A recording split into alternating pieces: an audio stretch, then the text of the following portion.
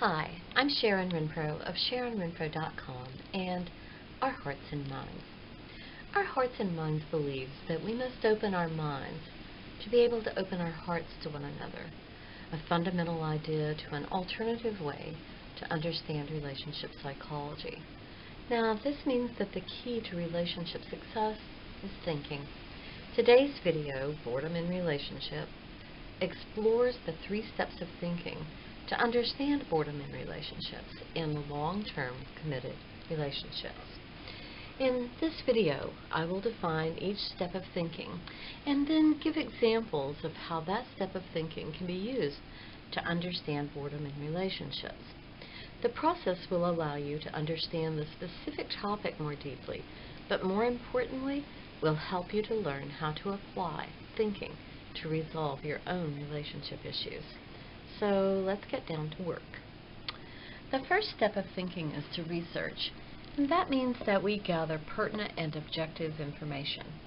So the first example, we all have uniquely balanced needs to be an individual and to be in a relationship. Number 2, this balance can shift rapidly inside the individual and most likely is quite different for the individuals in the relationship at any given moment in time. Number 3, when an individual's primary focus in life is to maintain his or her own individual balance, emotions will determine the perception and interpretation of the degree of threat or safety the individual experiences in the relationship, with disregard for the relationship partner's needs. Now, I could repeat that and insert the words misperception and misinterpretation, and that statement would be just as accurate. Number 4, to the extent that a person has defined his or her individual values, beliefs, and principles will be the extent to which a person relies on his or her own relationship for a sense of fulfillment, contentment, well-being, etc., which includes boredom. Number 5, when minimal life energy has been expended to define one's self, then the relationship partner will be held responsible to alleviate the threats to the individual. Number 6, compatibility. The degree to which each person complements the other's values, beliefs, and principles determines the actual ability to fulfill that responsibility. Now, when people are incompatible, the degree of boredom in the relationship will probably be high. Step 2 of thinking. The disciplined use of the pertinent and objective information gathered to logically determine how the information fits together, thus deepening one's understanding. Number 1, the more life energy devoted to defining one's individual self through values, beliefs, and principles, the greater the degree of one's self-awareness.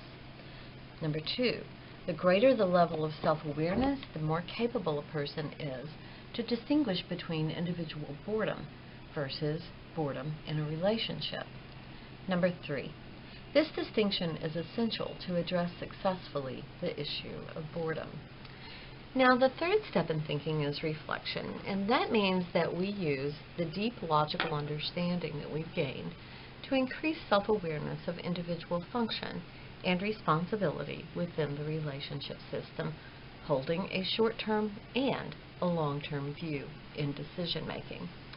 Number 1, after distinguishing individual and relationship factors related to boredom, pose the following questions. Number 1, what are my individual interests? What are my partner's individual interests? Number 2, how compatible are we?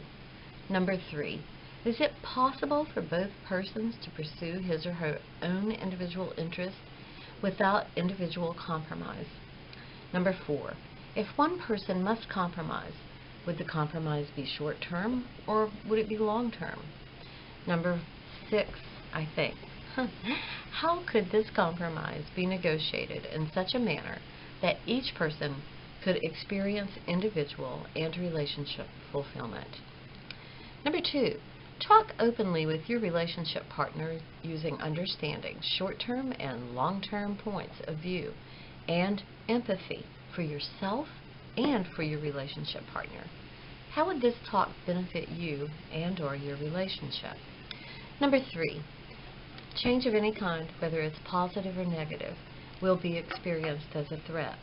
So plan for that sense of threat and work through some strategies so that you and your partner can minimize conflict, distance, pretend, and cut off directed at each other. Now, if these ideas have been beneficial to you, please like us so that others may find us.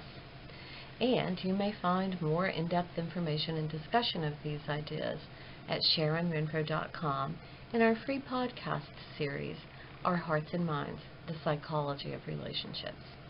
And, importantly, thank you for listening.